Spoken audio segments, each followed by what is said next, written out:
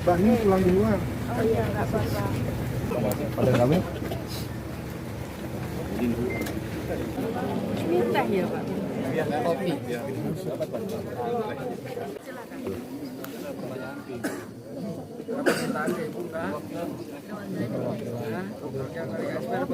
Seperti itu, terutamanya rekan-rekan kami mungkin seperti kekurangannya seperti lah, terutamanya sepatu bot.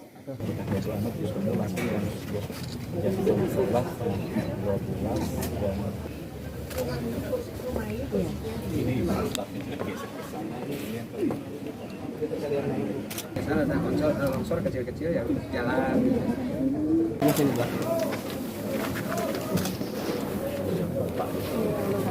Ini yang gempa nih.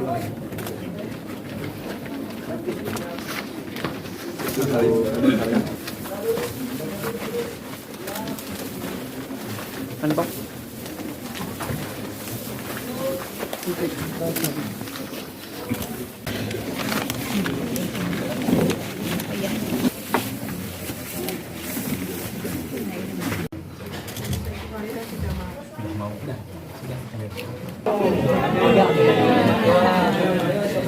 Siapa yang mau? Umi ya? Salim dulu, salim. Tangan. Yang perempuan. Mana yang Yang perempuan itu tuh. Kamu mau ini? Mau? Simpan dulu kantongnya, salim dulu ke ibu.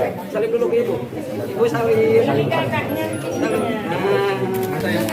Ini ya. Salim lagi. Satu lagi.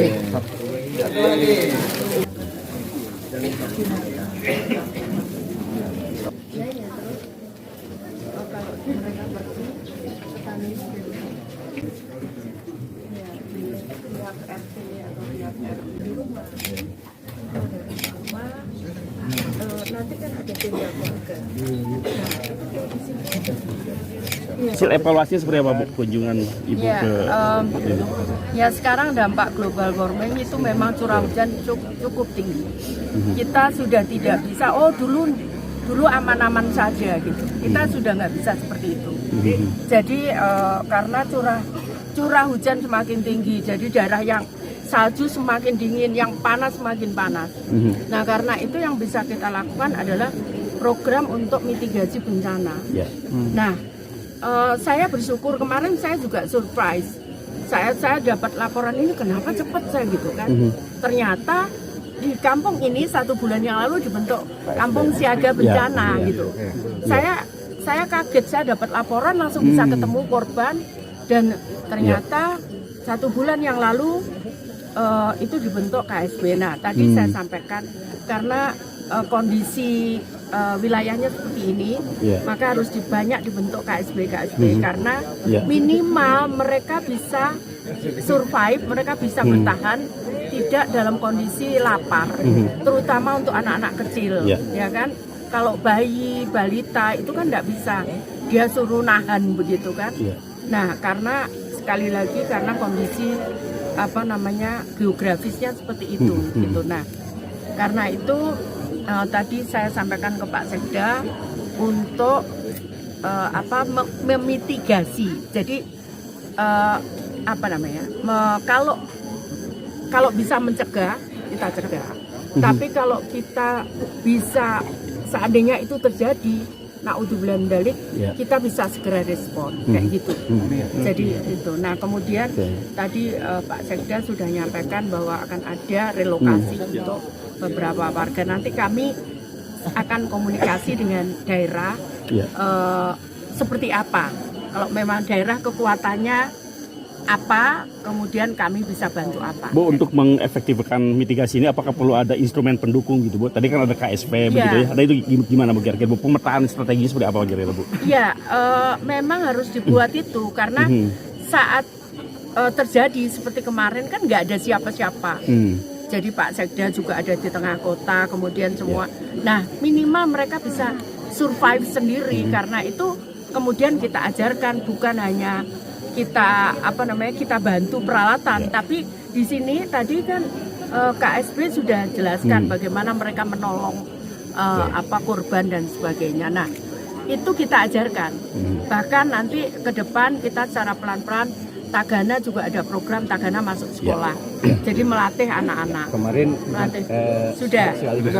Iya, sudah ya. Jadi ada nanti pelatihan untuk anak-anak. Jadi anak-anak ngerti karena di Garut ini bukan hanya longsor, tapi termasuk gempa. Jadi artinya anak-anak itu diajari kalau ada gempa gitu, lindungi kepala gitu. Kalau ada gempa dia harus apa? Itu yang harus kita tanamkan terus. Jadi begitu ada ini mereka langsung insting melakukan itu. Jadi itu harus ada di memori mereka. Gitu. Ini seperti apa kira-kira pasca kemarin longsor di Banjarmasin, Pak? Alhamdulillah semua sudah berkoordinasi dengan baik ya. Kami pemerintah Desa Talagaja dan Kabupaten Garut sudah menerapkan darurat bencana selama 14 hari dan koordinasi lintas sektor baik ya, tidak ada kendala lagi. Bahkan hari ini kami kedatangan kunjungan Ibu Menteri Sosial, Menteri Semarini untuk mengecek kondisi semua yang ada termasuk para pengungsi dan korban. Berapa kakaknya di sini yang saat ini masih meninggali tempat pengungsian? Untuk yang mengungsi ada 8 kakak, termasuk 1 orang yang keluarga yang meninggal dunia. Ya, keluarga yang meninggal dunia untuk sementara. Dan rencana dari pemerintah kabupaten, insya Allah akan ada relokasi. Ya, untuk beberapa kakak kita menunggu keputusan dari BMKG. Ya, kemarin BMKG sudah turun di sini dan hasilnya 2 minggu ke depan. Artinya itu di lokasi masih kosong Pak ya? Yang kosong. Untuk sekarang kami dengan KSB yang ada di Talaga Jaya sampai tanggal 9 membersihkan puing-puing. Ya, membersihkan puing-puing dan barang-barang yang masih ada di tempat ya. Itu mungkin itu penjelasan dari ini sampai kapan ini Pak tinggal di pengungsian ini Pak? Sampai habis tanggap darurat atau gimana Pak? Kalau sampai habis tanggap darurat, insya Allah pemerintah desa akan mengambil langkah ya dengan dinas sosial atau dinas BPBD akan mengontrak rumah ya untuk 8 kakak untuk 8 kakak dan mungkin sampai relokasi sampai relokasi beres ya. Pak, kan Pemda itu merencanakan akan merelokasi. Nanti rencananya di mana lokasinya, Pak? Dekat lapang ya, tapi jalur yang ke Sinagali tapi dekat lapang. Insya Allah tanahnya aman. Artinya sudah ada lahan Pak ya? Sudah ada lahan. Cuman tinggal berkoordinasi masalah lain dan hal lainnya gitu kan dengan Dinas BPBD dan Dinas Perkim. Ya, Dinas Perkim. Alhamdulillah Dinas Perkim siang tadi sudah melakukan ini pendataan Pak ya? Sudah.